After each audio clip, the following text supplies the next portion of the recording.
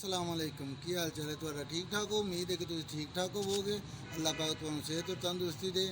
ਅੱਜ ਮੈਂ ਤੁਹਾਨੂੰ ਇੱਕ ਖੂਬਸੂਰਤ ਕਲਾਮ ਪੇਸ਼ ਕਰਨਾ ਚਾਹੁੰਦਾ ਜਿਹੜਾ ਤੁਹਾਨੂੰ ਯਕੀਨਨ ਪਸੰਦ ਆਏਗਾ। ਅਲਿਫ ਅੱਲਾਹ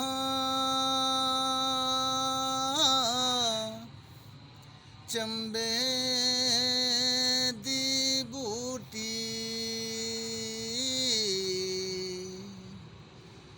मेरे मन विच मुर्शद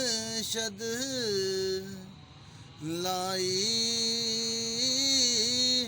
हो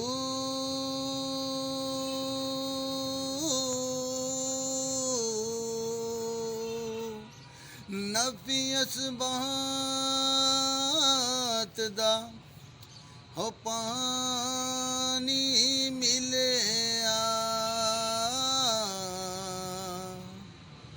ते हर रगे हर जाई हो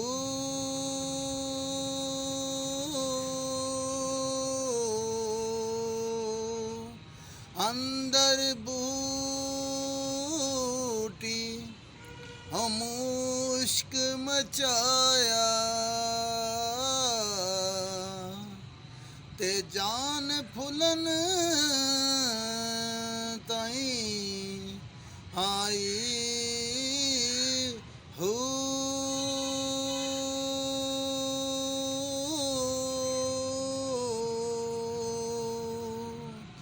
जीवे मुर्शद हो कामिल बाहू हो जे ये बूटी लाई हो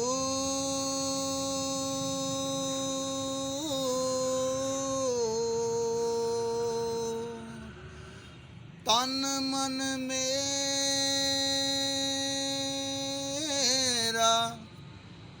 हो पुरजे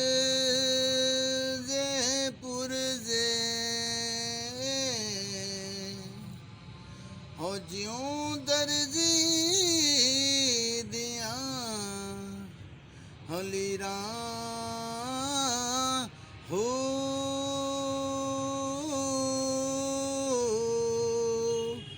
नाली दी हो मैं गल कफनी पाके ते मैं रल सा संग फकीर